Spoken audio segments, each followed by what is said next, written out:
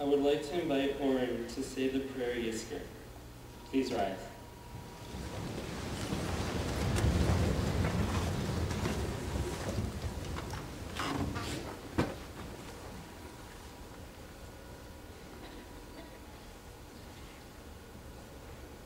אבינו מלכנו, אל אלוהי הרוחות לכל בשר.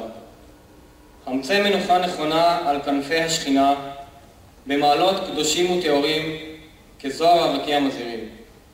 את נשמותיהם של 600 רבבות אלפי ישראל, אנשים ונשים, ילדים וילדות, שנהרגו ושנטבחו ושנחנקו ושנקברו חיים במפלצות הצוררים בגלות אירופה. כולם קדושים וטהורים.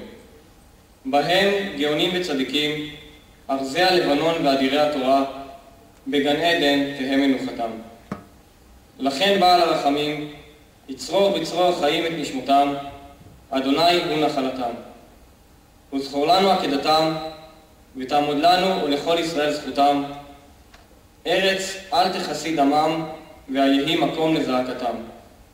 בזכותם נדחי ישראל ישובו לאחוזתם, והקדושים לזיכרון תמיד נגד עיניך צדקתם.